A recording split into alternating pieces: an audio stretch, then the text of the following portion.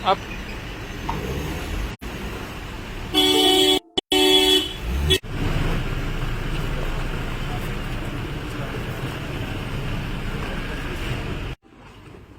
आज की जिला लोक संपर्क एवं कष्ट निवारण समिति की मासिक बैठक की अध्यक्षता करने के लिए माननीय मुख्यमंत्री महोदय हमारे बीच पहुंच चुके हैं। साथ में विधायकगण तथा माननीय मेयर साहिबा और भाजपा जिला अध्यक्ष भी हैं।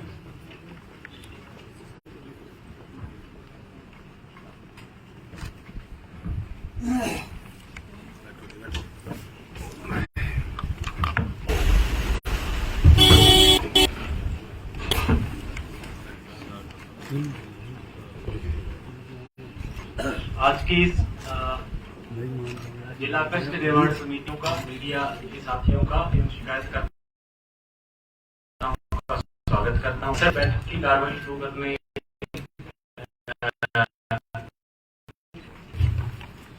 पहली जो शिकायत है ये आयुक्त नगर निगम गुरुग्राम के कार्यालय से संबंधित है और शिकायत करता है श्री देशराज पुत्र श्री करण सिंह निवासी गांव नरसिंहपुर। मित्रों, आज पहली बात तो यह है कि ये ग्रीवेंस मीटिंग थोड़ा डिले हुई, लगभग 3 महीने के बाद हुई है। कुछ कारण रहते हैं, ज़्यादा तो मेरे ही कारण होते हैं, बाकी तो मैं किसी के ऊपर नहीं इसका दोष पड़ सकता। फिर भी आज 19 जो विधिवत फॉर्मली जिन ग्रीवेंसेस को रखा गया था और उसके अतिरिक्त भी बाद में मेंबर्स ने कुछ और विषय रखे, कुछ सुझाव रखे, कुछ नीतिगत बातें रखी, उसका भी हमने जवाब दिया। तो जो 19 थी उसमें से 16 का समाधान ये तुरंत किया गया है और 3 ऐसी हैं जो अगली बार की मीटिंग के लिए जिनको पेंडिंग रखा गया है, उसमें अभी निर्णय पूरे नहीं हुए हैं। जिसके अंदर कुछ प्रमुख जो है बता देता हूँ कि एक तो एक शिकायत आई थी कि ग्रुप डी, सेंट्रल गवर्नमेंट में ग्रुप डी की नौकरी के लिए किसी एक व्यक्ति से दूसरे व्यक्ति ने पैसे ऐंठे और 3.5 लाख रुपए लेने का आरोप लगा और बाद में पुलिस ने उसको थोड़ा इधर उधर दाएं बाएं आनाकानी करके उसके इसको ख़त्म करने की कोशिश की है, लेकिन उसको पहचान लिया गया और हमने उस एसएचओ को, जो उस समय का एसएचओ था, उसको सस्पेंड कर दिया है। और वहाँ पर जो डिप्टी डीए जिसने गलत सलाह दी पुलिस को, डिप्टी डीए के खिलाफ भी कार्रवाई की जाएगी और इस प्रकार से वो जो केस है जिसको रफा दफा किया जा रहा था उसको एक प्रकार से उसकी छानबीन करेंगे और छानबीन करने के बाद जिस व्यक्ति ने पैसे लिए हैं उसके खिलाफ कार्रवाई करेंगे। और व्यक्ति भी जो जिसके खिलाफ ये शिकायत है, पता लगा कि उसका भी हिस्ट्री है, वो ठीक नहीं है, वो इस प्रकार के कामों में पहले भी लगा रहता है, तो निश्चित उसके खिलाफ कार्रवाई होगी। दूसरा, काकरोला गाँव में IMT मानेसर का जो रास्ता है जिसको बांध के कारण से बंद किया गया है, वहाँ पानी आता था तो जिस कारण से बांध लगा दिया गया, फिर रास्ता ही बंद हुआ। उस रास्ते को बांध के ऊपर से दोनों तरफ स्लोप बना करके दोबारा से बनाया जाए ताकि काकरोला गांव के लोगों को और उस बांध को पार करने में सुविधा हो जाएगी। एक शिकायत सेक्टर 23 की मार्केट, उसकी दुकानों के सामने लोग दुकानदारों की सहमति से ही रेडी फड़ी बहुत लगवा लेते हैं, उनसे किराया आदि लेते हैं और वहाँ न्यूसेंस भी होती है। और सेक्टर वासियों की ये शिकायत थी, तो हमने उनको कहा कि अब हालांकि वो हटा दी गई हैं सारी रेडियाँ, लेकिन अब आगे से उन दुकानदारों को ही जिम्मेवार ठहराएंगे कि किसी के दुकान के सामने उसके आगे रेडी फड़ी इस प्रकार की कोई नहीं लगेगी, ताकि लोगों को पार्किंग, लोगों को आना जाना वो बाधित न हो। ये कार्रवाई की है।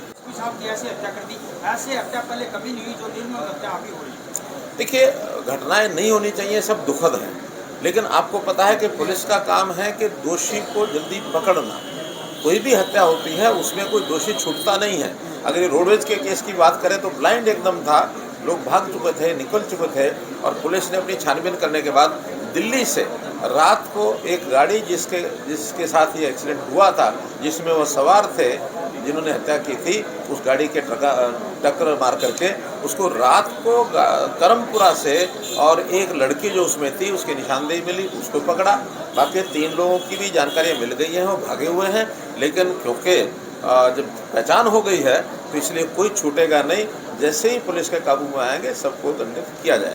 सीबीआई की डिमांड की मांग बढ़ती जा रही है। आज भी महापंचायत हो रही है। पूर्व मुख्यमंत्री भूपेंद्र सिंह हुड्डा नेता ने भी इसी बात के लिए कहा है। देखिए, किसी ने भी, हमने भी कहा है कि सीबीआई की मांग होनी चाहिए, क्योंकि वो सरकार, हरियाणा सरकार का विषय नहीं है, गोवा का विषय है। हमने वहाँ पर लिखित में भेज दिया है और हमारे होम डिपार्टमेंट भी लिखा है, मैंने भी पत्र लिखा कि इसकी जो सीबीआई जांच होनी चाहिए। अब गोवा पुलिस चूँकि सारी छानबीन अपने आप पूरी करके, उनका कहना है कि हम एक बार जांच पूरी कर लें, जांच पूरी करने के बाद भी परिवार को तसल्ली नहीं होगी तो निश्चित रूप से सीबीआई को देंगे। हाँ, उस जांच में अगर इतना सब निकल आया कि परिवार के लोगों की संतुष्टि होगी तो फिर परिवार संतुष्ट होगा। जी ने एक नया कार्यक्रम शुरू किया है, मार्किंग फॉर पार्किंग, ताकि जितने भी खाली मैदान हैं जहां लोग पार्किंग करते हैं स्कूटर की, गाड़ियों की, अभी हैफाजर्डली कहीं खड़ी कर देते हैं और कई बार ऐसे जो रास्ते हैं उनके आगे पार्किंग हो जाती है, पीछे मैदान खुले रहते हैं और सड़क पर ही भीड़भाड़ होती है। अब मार्किंग और पार्किंग में 15,000 स्थानों की मार्किंग की जाएगी, ताकि लोग निश्चित स्थान पर ही गाड़ी खड़ी करें, फिर उसके कारण से बहुत सी समस्याएं ये हल हो जाएंगी। और ऐसा एक विषय भी निर्णय आज किया गया है।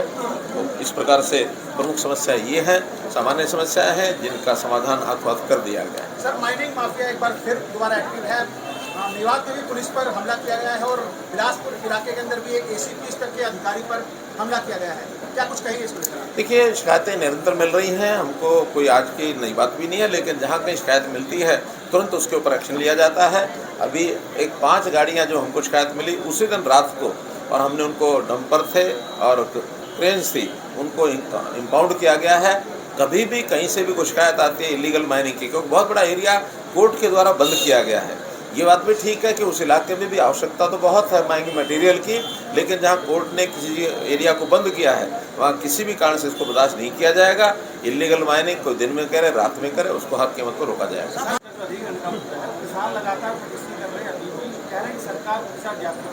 कोई जाति सरकार के नहीं है, क्योंकि ये 2010 से शायद 9 से या 10 से केस चल रहा है, कोर्ट तक चला गया केस, और कोर्ट में सुप्रीम कोर्ट के निर्णय के बाद अब चूँकि वो एक्वायर करने का निर्णय है, वो एक्वायर कर लिया गया है।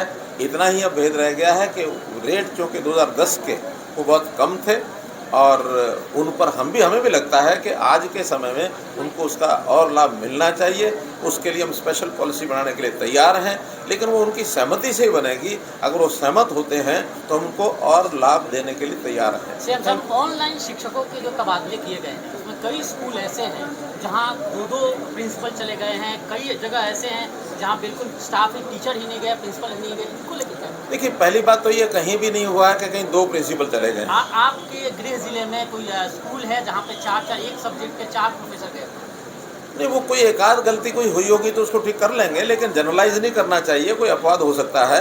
जहाँ तक टीचर्स का विषय है, जितने टीचर पहले थे आज भी उतने ही हैं, लेकिन उसमें जो अंतर था कि कई बार टीचर पीपल रेशो, कहीं कहीं तो बच्चे कम हैं, अध्यापक ज़्यादा हैं, कहीं अध्यापक कम हैं तो बच्चे ज़्यादा हैं, इन रेशो। तो उस नाते से उसको रैशनलाइज किया गया है, और रैशनलाइज करने के बाद स्वाभाविक है जहाँ ज़्यादा बच्चे हैं, टीचर कम है, तो ज़्यादा टीचर वाले स्कूलों में से कुछ निकाल के उधर भेजे हैं, और उसकी रेशो एक जैसी रहे सब्जेक्ट वाइज और प्राइमरी में क्लास वाइज, क्योंकि प्राइमरी तो सब अध्यापक जो है सब बच्चों को पढ़ाते हैं, लेकिन इसके ऊपर पीजीटी टीजीटी उनका सब्जेक्ट वाइज वितरण होता है। हाँ, उसमें कोर्ट ने एक निर्णय दिया था कि पहले रेगुलर टीजीटी पीजीटी उनके ट्रांसफ़र किए जाए, इसके बाद जो गेस्ट टीचर्स हैं उनको बाद में किया जाए। अब हालांकि गेस्ट टीचर्स की डिमांड ये थी कि हमको भी साथ ही करना चाहिए, लेकिन कोर्ट के निर्णय के कारण से पहले फेज़ में जब टीजीटी पीजीटी को दिया गया है उस समय थोड़ा सा ये हाहाकार मची कि हमारे स्कूलों में तो अध्यापक कम हो गए। अब उस समय तक 8,000 टीचर जो गेस्ट टीचर्स थे उनका ट्रांसफ़र भी होना शेष था, वो भी सूची में आए नहीं थे। पहले पीजीटी टीजीटी टीचर्स के ट्रांसफ़र होने के बाद अब 8,000 जो बाकी हैं वो आज सायंकाल तक, रात तक नहीं तो कल सायंकाल तक वो 8,000 टीचर्स वो भी प्लेसमेंट मिल जाएगी और सब ट्रांसफ़र कंप्लीट हो जाएंगे। उसके बाद कोई कठिनाई, जहाँ आज कहा जा रहा है कि टीचर कम हैं, 8,000 टीचर बहुत बड़ी संख्या होती है। लगभग 400-500 स्कूल ऐसे हैं जहाँ अभी जो थोड़ा सा असंतोष है, और उसमें कहीं 10 टीचर जाएंगे, कहीं 8 जाएंगे, कहीं 5 जाएंगे, तो ये सब जो कमी है ये पूरी हो जाएगी। मेवात के कई स्कूल ऐसे हैं जहाँ टीचर्स ही नहीं, बिना टीचर्स के बच्चे पढ़ रहे हैं सर सरकारी स्कूलों में। मेवात चूँकि डिस्ट्रिक्ट कैडर का एक व्यवस्था है वहाँ, क्योंकि बाकी हरियाणा के कैडर अलग है, मेवात का कैडर अलग है। हरियाणा के जब ऑप्शन मांगते हैं तो टीचर्स मेवात के ज़िले में दोनों कारणों से नहीं जाना चाहते, क्योंकि उनका कैडर नहीं है इसलिए जा नहीं सकते, और जिनका कैडर एक है स्टेट लेवल का वो उधर जाने की इच्छा रखते नहीं, क्योंकि हमारी टीचर ट्रांसफ़र पॉलिसी का जो सबसे विशेषता है कि हम टीचर्स की जो उसकी सीनियरिटी है उस सीनियरिटी के हिसाब से उसकी इच्छा के हिसाब से भेजते हैं। जो जितने स्टेशन ऑप्शन में भरता है वो पहले जाएगा वहाँ, जिसको कोई ऑप्शन कहीं और नहीं मिलती उन्हीं को हम मेवात में भेज सकते हैं। और मेवात में तो हमने ऐसे टीचर्स को 10% सैलरी भी अलग से ऑफर की हुई है। आज जहाँ डिस्ट्रिक्ट कैडर है उसमें भर्ती शुरू कर दी है। 500 टीचर्स अभी पिछले महीना भर पहले जो हैं PRT के प्राइमरी टीचर्स के वो भर्ती हो चुके हैं, जा चुके हैं, और अभी 400-500 की कमी है और बहुत जल्दी इस फेज को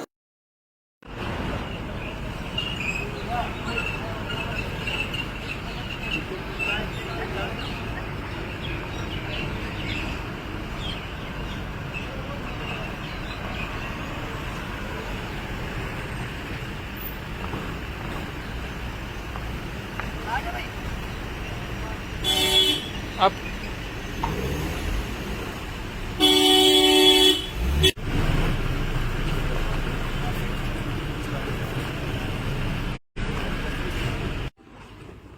आज की जिला लोक संपर्क एवं कष्ट निवारण समिति की मासिक बैठक की अध्यक्षता करने के लिए माननीय मुख्यमंत्री महोदय हमारे बीच पहुंच चुके हैं। साथ में विधायकगण तथा माननीय मेयर साहिबा और भाजपा जिला अध्यक्ष भी हैं।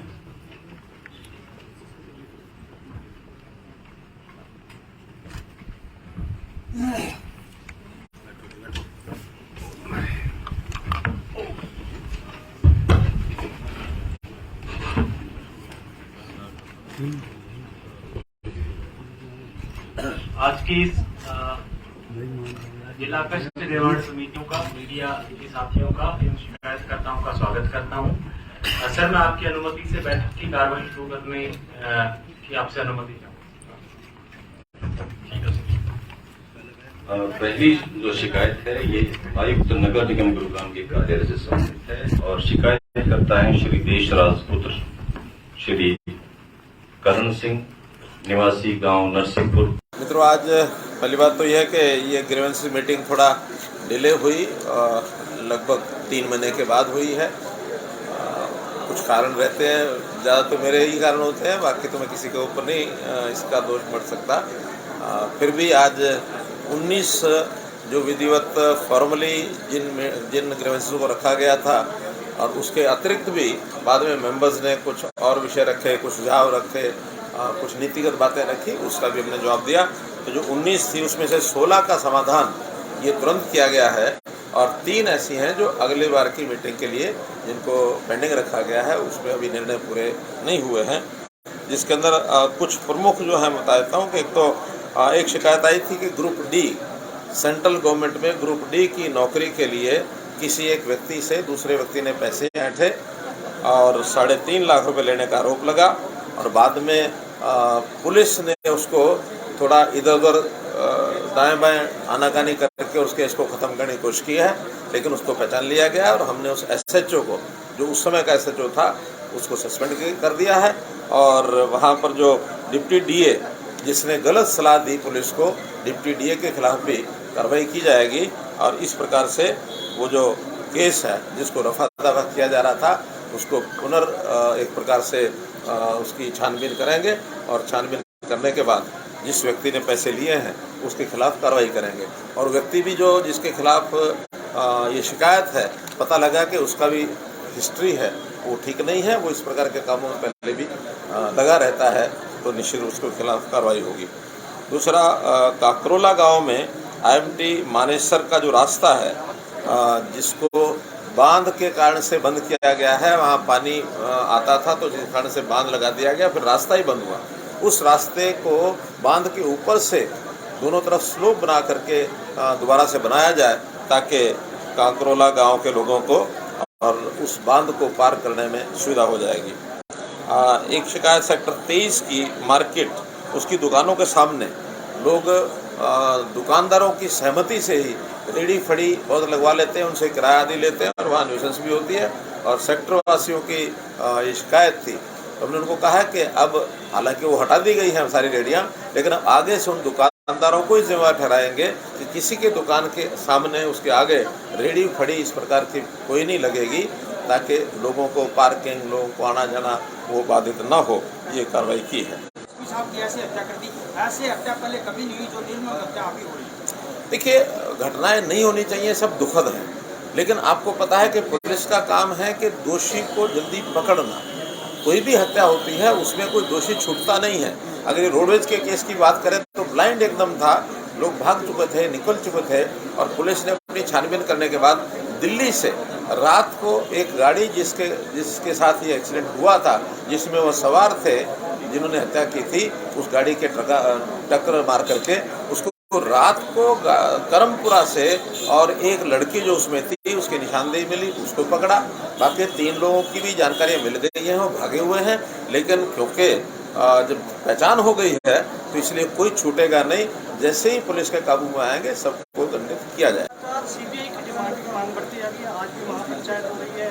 पूर्व मुख्यमंत्री भूपेंद्र सिंह हुड्डा ने भी इसी बात के लिए कहा है। देखिए, हमने भी कहा है कि सीबीआई की मांग होनी चाहिए, क्योंकि वो सरकार, हरियाणा सरकार का विषय नहीं है, गोवा का विषय है। हमने वहाँ पर लिखित में भेज दिया है, और हमारे होम डिपार्टमेंट भी लिखा है, मैंने भी पत्र लिखा कि इसकी जो सीबीआई जांच होनी चाहिए।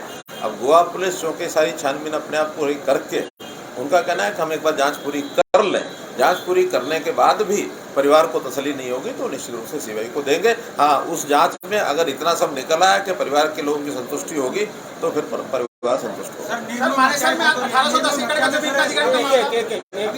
जी ने एक नया कार्यक्रम शुरू किया है, मार्किंग फॉर पार्किंग, ताकि जितने भी खाली मैदान हैं जहां लोग पार्किंग करते हैं स्कूटर की, गाड़ियों की, अभी हैफाजर्डली कहीं खड़ी कर देते हैं, और कई बार ऐसे जो रास्ते हैं उनके आगे पार्किंग हो जाती है, पीछे मैदान खुले रहते हैं और सड़क पर ही भीड़भाड़ होती है। अब मार्किंग और पार्किंग में 15,000 स्थानों की मार्किंग की जाएगी, ताकि लोग निश्चित स्थान पर ही गाड़ी खड़ी करें, फिर उसके कारण से बहुत सी समस्याएं ये हल हो जाएंगी। और ऐसा एक विषय भी निर्णय आज किया गया है। तो इस प्रकार से प्रमुख समस्या ये है, सामान्य समस्याएं हैं जिनका समाधान हाथों हाथ कर दिया गया है। सर, माइनिंग माफिया एक बार फिर दोबारा एक्टिव है। मेवात में भी पुलिस पर हमला किया गया है, और बिलासपुर इलाके के अंदर भी एक एसीपी स्तर के अधिकारी पर हमला किया गया है। क्या कुछ कहिए इसको? देखिए, शिकायतें निरंतर मिल रही हैं, हमको कोई आज की नई बात भी नहीं है, लेकिन जहाँ कहीं शिकायत मिलती है तुरंत उसके ऊपर एक्शन लिया जाता है। अभी 5 गाड़ियाँ जो हमको शिकायत मिली उसी दिन रात को, और हमने उनको डंपर थे और क्रेन्स थी, उनको इम्पाउंड किया गया है। कभी भी कहीं से भी कोई शिकायत आती है इलीगल माइनिंग की, क्योंकि बहुत बड़ा एरिया कोर्ट के द्वारा बंद किया गया है। ये बात भी ठीक है कि उस इलाके में भी आवश्यकता तो बहुत है माइनिंग मटेरियल की, लेकिन जहाँ कोर्ट ने किसी एरिया को बंद किया है वहाँ किसी भी कारण से इसको बर्दाश्त नहीं किया जाएगा। इलीगल माइनिंग कोई दिन में करे, रात में करे, उसको हर कीमत पर रोका जाएगा।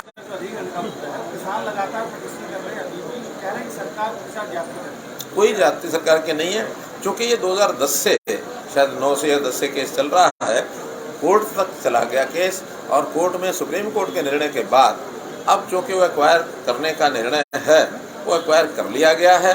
इतना ही अब भेद रह गया है कि रेट चूँकि 2010 के वो बहुत कम थे, और उन पर हमें भी लगता है कि आज के समय में उनको उसका और लाभ मिलना चाहिए।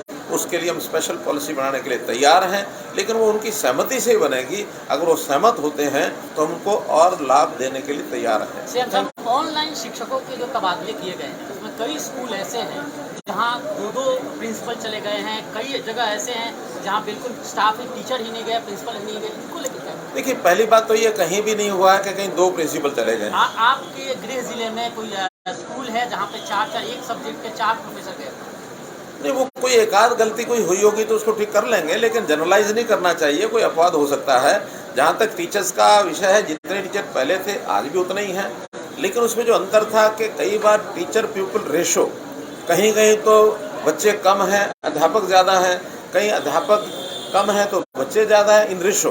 तो उस नाते से उसको रैशनलाइज किया गया है, और रैशनलाइज करने के बाद स्वाभाविक है जहाँ ज़्यादा बच्चे हैं, टीचर कम है, तो ज़्यादा टीचर वाले स्कूलों में से कुछ निकाल के उधर भेजे हैं। और उसकी रेशो एक जैसी रहे सब्जेक्ट वाइज, और प्राइमरी में क्लास वाइज, क्योंकि प्राइमरी तो सब अध्यापक जो है सब बच्चों को पढ़ाते हैं, लेकिन इसके ऊपर पीजीटी टीजीटी उनका सब्जेक्ट वाइज वितरण होता है। हाँ, उसमें कोर्ट ने एक निर्णय दिया था कि पहले रेगुलर टीजीटी पीजीटी उनके ट्रांसफ़र किए जाए, इसके बाद जो गेस्ट टीचर्स हैं उनको बाद में किया जाए। अब हालांकि गेस्ट टीचर्स की डिमांड ये थी कि हमको भी साथ ही करना चाहिए, लेकिन कोर्ट के निर्णय के कारण से पहले फेज़ में जब टीजीटी पीजीटी को दिया गया है उस समय थोड़ा सा ये हाहाकार मची कि हमारे स्कूलों में तो अध्यापक कम हो गए। अब उस समय तक 8000 टीचर जो गेस्ट टीचर्स थे उनका ट्रांसफ़र अभी होना शेष था, वो भी सूची में आए नहीं थे। पहले पीजीटी टीजीटी टीचर्स के ट्रांसफ़र होने के बाद अब 8000 जो बाकी हैं वो आज सायंकाल तक, रात तक नहीं तो कल सायंकाल तक वो 8000 टीचर्स वो भी प्लेसमेंट मिल जाएगी और सब ट्रांसफ़र कंप्लीट हो जाएंगे। उसके बाद कोई कठिनाई, जहाँ जहाँ आज कहा जा रहा है कि टीचर कम हैं, 8000 टीचर बहुत बड़ी संख्या होती है। लगभग 400-500 स्कूल ऐसे हैं जहाँ अभी जो थोड़ा सा असंतोष है और उसमें कहीं 10 टीचर जाएंगे, कहीं 8 जाएंगे, कहीं 5 जाएंगे, तो ये सब जो कमी है ये पूरी हो जाएगी। मेवात के कई स्कूल ऐसे हैं जहाँ टीचर्स ही नहीं है, बिना टीचर्स के बच्चे पढ़ रहे हैं सर सरकारी स्कूल में। मेवात चूँकि डिस्ट्रिक्ट कैडर का एक व्यवस्था है वहाँ, क्योंकि बाकी हरियाणा के कैडर अलग है, मेवात का कैडर अलग है। हरियाणा के जब ऑप्शन मांगते हैं तो टीचर्स मेवात के ज़िले में दोनों कारणों से नहीं जाना चाहते, क्योंकि उनका कैडर नहीं है इसलिए जा नहीं सकते, और जिनका कैडर एक स्टेट लेवल का वो उधर जाने की इच्छा रखते नहीं। क्योंकि हमारी टीचर ट्रांसफ़र पॉलिसी का जो सबसे विशेषता है कि हम टीचर्स की जो उसकी सीनियरिटी है उस सीनियरिटी के हिसाब से, उसकी इच्छा के हिसाब से भेजते हैं। जो जितने स्टेशन ऑप्शन में भरता है वो पहले जाएगा वहाँ, जिसको कोई ऑप्शन कहीं और नहीं मिलती उन्हीं को हम मेवात में भेज सकते हैं। और मेवात में तो हमने ऐसे टीचर्स को 10% सैलरी भी अलग से ऑफर की हुई है। आज जहाँ डिस्ट्रिक्ट कैडर है उसमें भर्ती शुरू कर दी है। 500 टीचर्स अभी पिछले महीना भर पहले जो हैं पीआरटी के प्राइमरी टीचर्स के वो भर्ती हो चुके हैं, जा चुके हैं, और अभी 400-500 की कमी है और बहुत जल्दी इस फेज को पूरा करेंगे।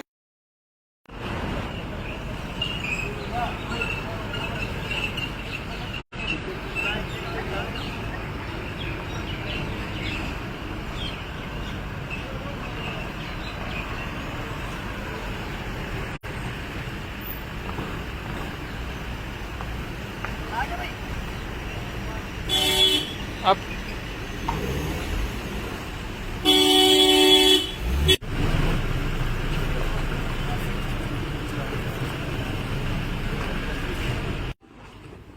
आज की जिला लोक संपर्क एवं कष्ट निवारण समिति की मासिक बैठक की अध्यक्षता करने के लिए माननीय मुख्यमंत्री महोदय हमारे बीच पहुंच चुके हैं।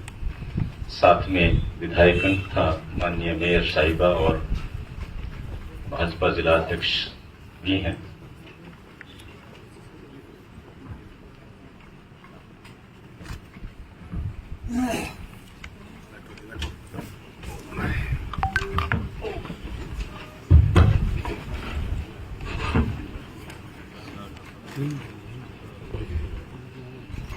आज की इस जिला कष्ट निवारण समितियों का, मीडिया के साथियों का एवं शिकायतकर्ताओं का स्वागत करता हूं। सर, मैं आपकी अनुमति से बैठक की कार्यवाही शुरू करने की आपसे अनुमति चाहूँगा।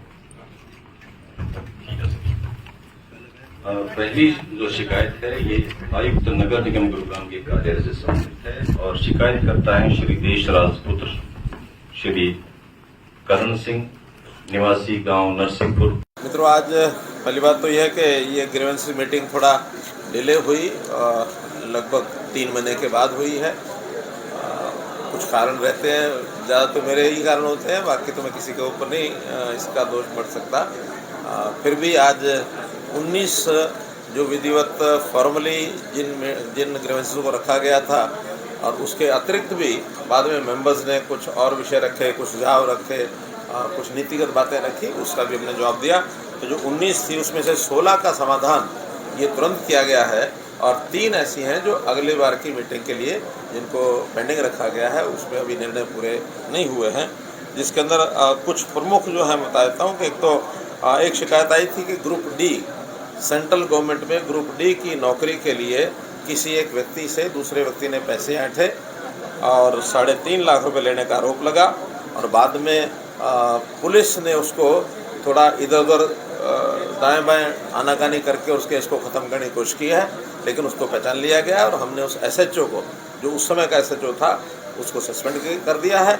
और वहाँ पर जो डिप्टी DA जिसने गलत सलाह दी पुलिस को, डिप्टी DA के खिलाफ भी कार्रवाई की जाएगी। और इस प्रकार से वो जो केस है जिसको रफा दफा किया जा रहा था, उसको एक प्रकार से उसकी छानबीन करेंगे और छानबीन करने के बाद जिस व्यक्ति ने पैसे लिए हैं उसके खिलाफ कार्रवाई करेंगे। और व्यक्ति भी जो जिसके खिलाफ ये शिकायत है, पता लगा कि उसका भी हिस्ट्री है, वो ठीक नहीं है, वो इस प्रकार के कामों में पहले भी लगा रहता है, तो निश्चित उसके खिलाफ कार्रवाई होगी।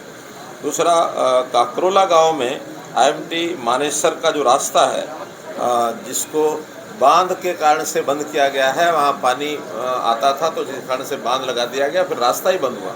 उस रास्ते को बांध के ऊपर से दोनों तरफ स्लोप बना करके दोबारा से बनाया जाए, ताकि काकरोला गांव के लोगों को और उस बांध को पार करने में सुविधा हो जाएगी। एक शिकायत सेक्टर 23 की मार्केट, उसकी दुकानों के सामने लोग दुकानदारों की सहमति से ही रेडी फड़ी बहुत लगवा लेते हैं, उनसे किराया आदि लेते हैं और वहाँ न्यूसेंस भी होती है।